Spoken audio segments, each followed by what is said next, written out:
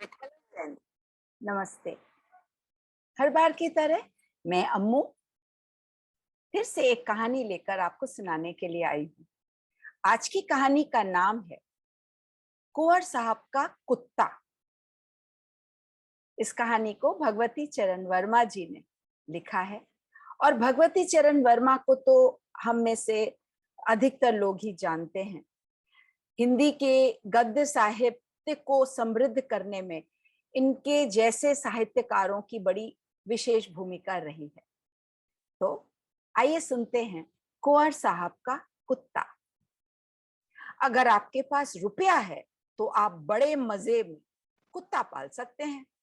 कुत्ता ही क्यों, घोड़ा, भालू, शेर सभी कुछ पाल सकते हैं और आप पर कोई उंगली तक नहीं उठा सकता।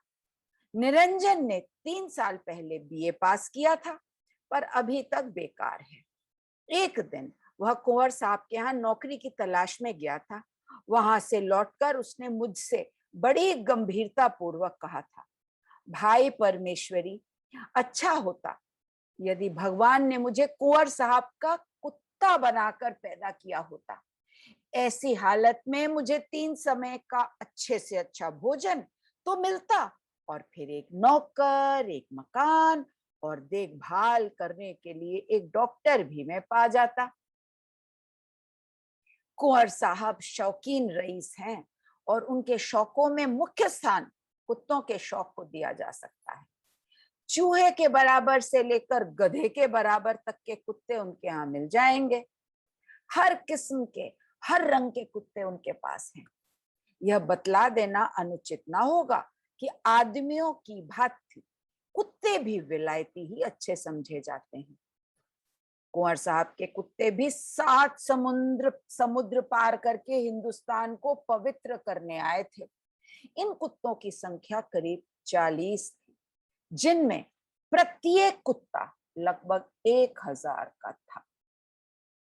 कुंवर साहब सज्जन पुरुष हैं, मेरे घनिष्ठ मित्र हैं और साथ ही स्वभाव के भी अच्छे हैं। उनका आग्रह था कि मैं कुछ दिन उनके यहाँ ठहरूं। उन दिनों उनके कुछ अन्य मेहमान भी उनके यहाँ ठहरने आए थे।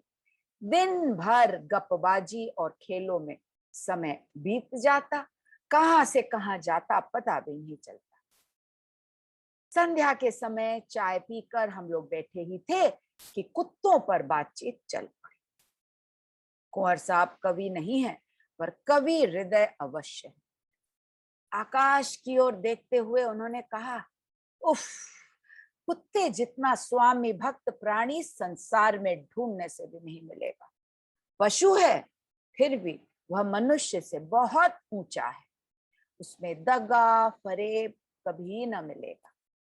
फिर कुंवर साहब ने अपने एल्सेशियन के सिर पर हाथ फेरा। कुंवर साहब की बात समाप्त होते ही उनकी बगल में बैठे दूसरे सज्जन बोल उठे, इसमें क्या शक है, इंसान सबसे अधिक नमक हराम है। लाख उसका हित कीजिए लेकिन वह अपनी आदत से बाज नहीं आ सकता।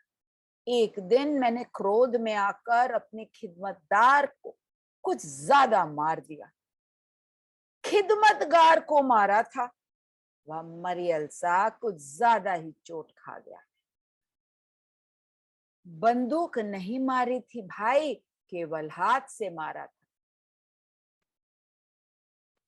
क्या करते,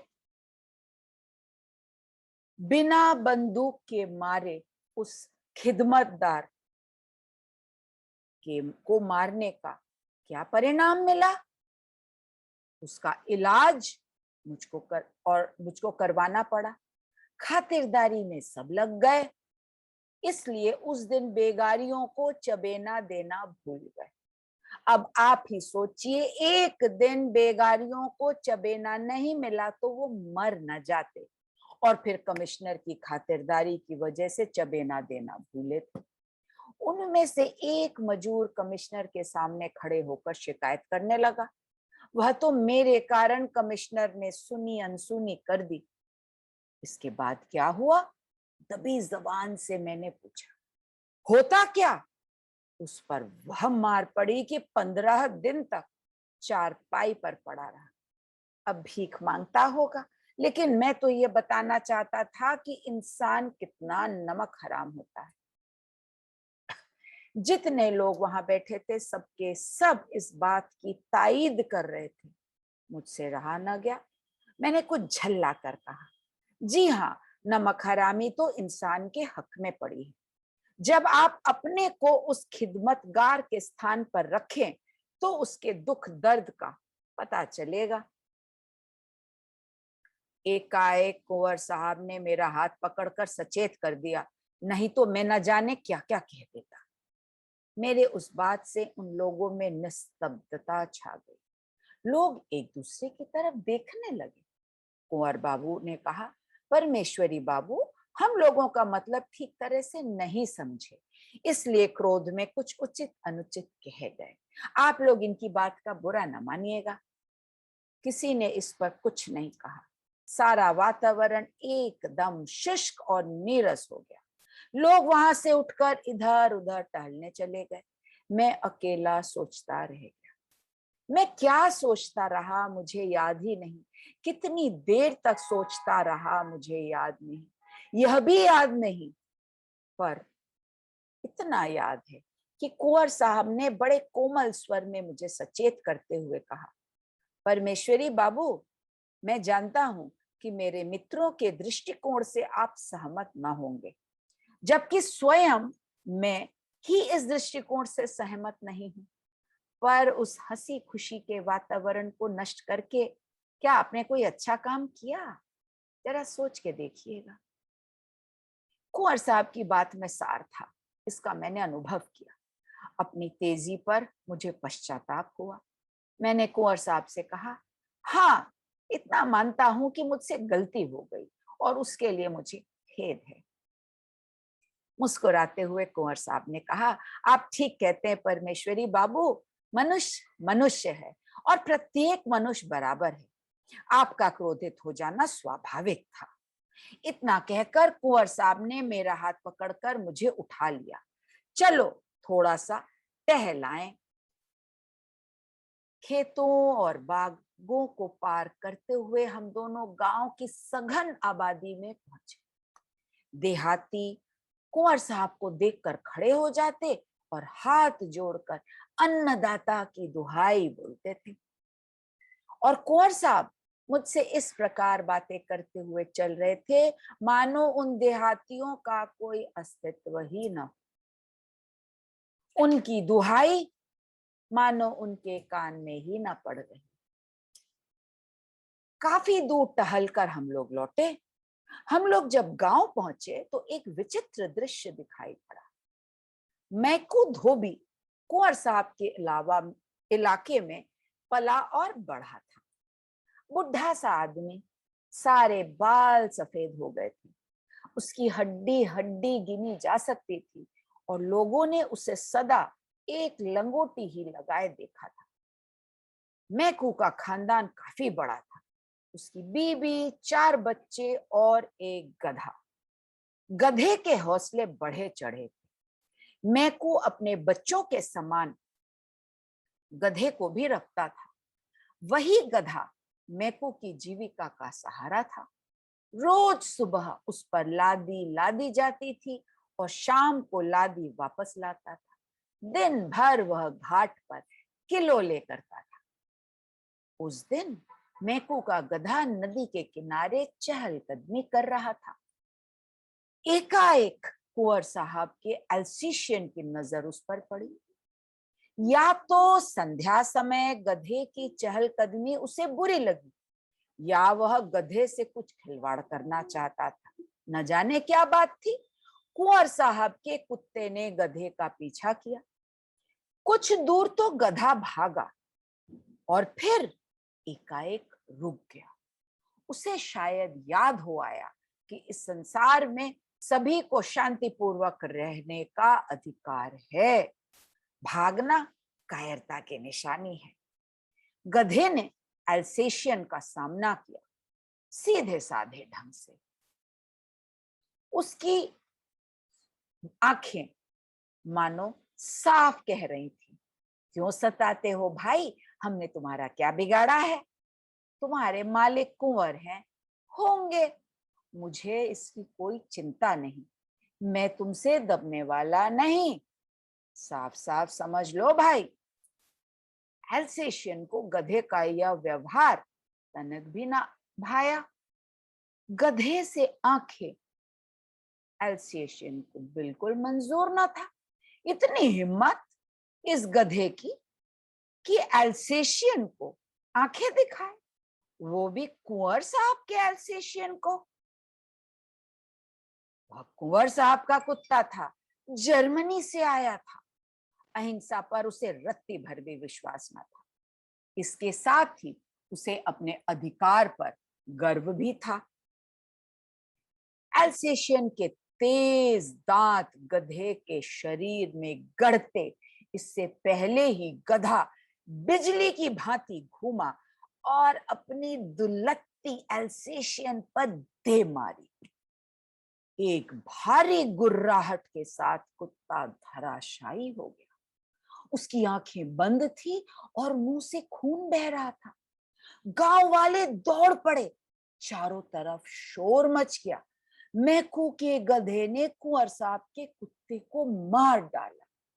सनसनी भर फैल गई, सनसनीखेज खबर थी।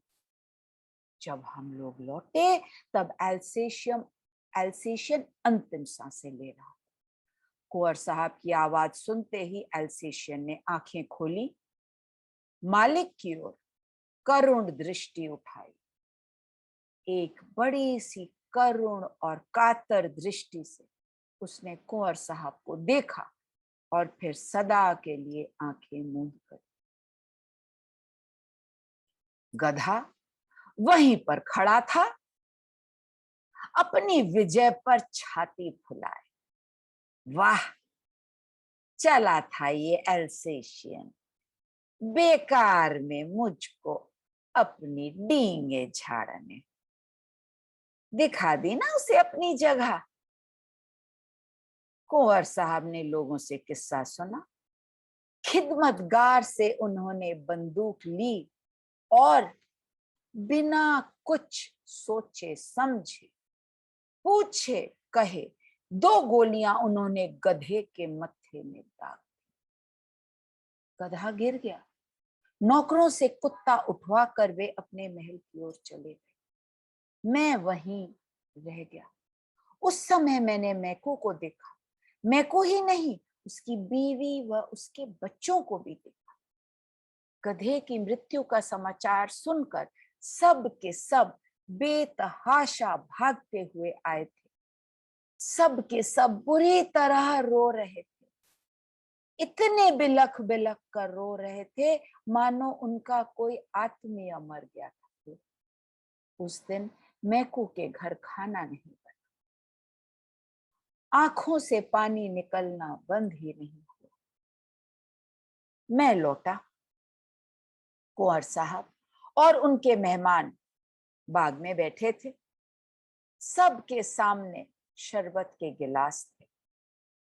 कुंवर साहब बोल रहे थे और उनका सेक्रेटरी लिख रहा था। 1500 रुपए भेजे जा रहे हैं। जिस एल्सेशियन का फोटो भेजा था उसे खरीद कर भेज दो। कुंवर साहब के नए एल्सेशियन का ऑर्डर लिखा जा रहा था। इस कहानी में इंसान की नमक हरामी और कुत्ते की वफादारी के बारे में जो बड़ी बड़ी बातें की गई, वाकई सोचने काबिल है। कुत्ते पालने का शौक बहुतों को होता है, लेकिन अपने धन के घमंड में इंसान को कुछ ना समझना, ये कहाँ की समझदारी है और क्या ये न्याय है? कहानी अच्छी लगी हो तो लाइक शेयर सब्सक्राइब जरूर करिएगा, बेल आइकॉन प्रेस करिएगा और आपके कमेंट्स हमेशा मेरे लिए बहुत प्रिय हैं। मैं हमेशा उनका उत्तर देती हूँ। आप अपने सुझाव मुझे भेजते रहिए और आपके सहयोग के लिए, आपके निरंतर प्यार के लिए हमेशा आभारी रहूंगी। बहुत बहुत धन्यवाद कहानी सुनने के लिए, वीडियो देखने के लिए। खुश रहिए, स्वस्थ रहिए और मेरे आने का फिर से इंतजार करिए।